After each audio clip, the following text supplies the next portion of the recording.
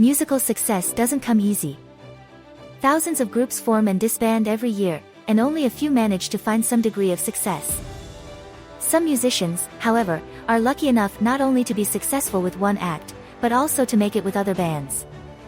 Yes, there are some singers, guitarists, bass players, and drummers who really shine in every band they join. In this gallery, we bring you a list of the world's most accomplished musicians who found success with multiple bands. Dave Grohl is one of the most accomplished musicians in rock history. Not only was he the drummer of the iconic 90s band Nirvana, but he then formed one of the greatest rock bands of the past decades, Foo Fighters. And if that wasn't enough, Grohl has also been involved in other impressive projects, including supergroup Them Crooked Vultures, with Josh of Queens of the Stone Age and John Paul Jones of Led Zeppelin. Back in 2004, Dave Grohl released a successful album with his band Probot, featuring a number of rock stars, including Lemmy of Motorhead, among many others. The man who put stoner rock on the mainstream map started his career with Kyuss. He then went on to front the very successful Queens of the Stone Age. Josh also plays with Eagles of Death Metal and was a member of aforementioned supergroup Them Crooked Vultures. One of the most emblematic figures of Britpop, Damon Albarn, found great success fronting his band Blur. The English musician then returned to the charts with the group Gorillaz. For many years, Chris Cornell was the frontman of Soundgarden. In 1990, he also joined supergroup Temple of the Dog to record an album in tribute of Mother Love Bone vocalist and his friend, Andrew Wood. Then in 2001, Cornell joined former members of Rage Against the Machine and put together yet another supergroup, Audioslave. Matt Cameron's roots can be traced back to Soundgarden. Then, like his bandmate Chris Cornell, he also played in the supergroup Temple of the Dog. Matt Cameron was then chosen to replace Pearl Jam's drummer Jack Irons in 1998. Best known as the guitarist, bass player, and drummer of Rage Against the Machine, the three musicians stuck together in other musical ventures, namely Audioslave and Prophets of Rage. Not many singers can boast about fronting two of the greatest rock bands in history, Deep Purple and Whitesnake. Sir Paul McCartney needs no introduction. The bass player, singer, and songwriter of the Beatles is one of the most famous musicians in the world. After the Fab Four called it quits, Paul McCartney had a successful career with the Wings, and then as a solo artist. Dave Mustaine is the only musician in the world who can claim to have played guitar in two of the greatest thrash metal bands of all time, Metallica and Megadeth.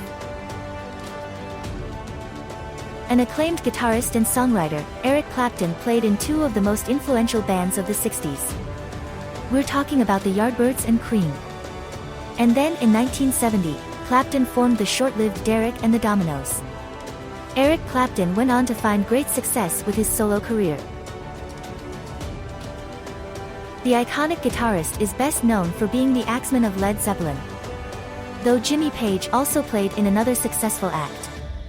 We're talking about the Yardbirds. Most of us associate Jack White with the White Stripes. But the singer, guitarist, and songwriter is also a member of the Raconteurs and the Dead Weather. Kim Deal is best known as the bassist, co-vocalist, and founding member of the Pixies. In 1989, she joined her twin sister Kelly Deal and formed the Breeders. The band's second album, Last Splash, released in 1993, was a big hit. Guitarist Zakk Wylde made a name for himself playing with Ozzy Osbourne. In 1998, Wylde formed his own band, Black Label Society, and has released over 10 albums since then.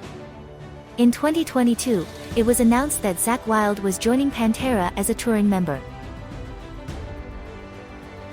Slash earned his rock and roll stripes as the guitarist of Guns N' Roses. But one huge rock band was not enough for him. In 2002, he put together the supergroup Velvet Revolver. A few years later, Slash consolidated his solo career by teaming up with Myles Kennedy, of Alter Bridge, and the Conspirators. Arguably one of the best male rock vocalists of the last few decades, Myles Kennedy is best known for fronting the band Alter Bridge. But after participating in a song for Slash's debut solo album, he was invited to join him permanently. From 2012 to 2022, Slash featuring Myles Kennedy and the Conspirators released 4 albums. Scott Weiland burst onto the rock scene of the 90s with his band Stone Temple Pilots. The frontman then went on to join former Guns N' Roses members in Velvet Revolver, where he found great success. Matt Sorum is probably best known for being the drummer who replaced Steven Adler in Guns N' Roses. Before that, though, he was the man behind the Cult's drum kit. A few years later, he too joined his former bandmates in the supergroup Velvet Revolver. Sorum also played in Deadland Ritual, together with guitarist Steve Stevens, Billy Idol, and bassist Geezer Butler, Black Sabbath.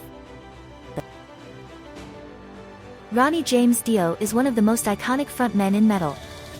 The late singer rocked hard with Rainbow, Black Sabbath, and Dio. You may recognize these names from 2 successful British acts. We're, of course, talking about Joy Division and New Order. Melissa Auf der Moor played bass, and sang, in 2 of the greatest alternative acts of the 90s. First, Courtney Love's Hole, and then the Smashing Pumpkins. The late vocalist of Alice in Chains also played in the grunge supergroup Mad Season in the 1990s.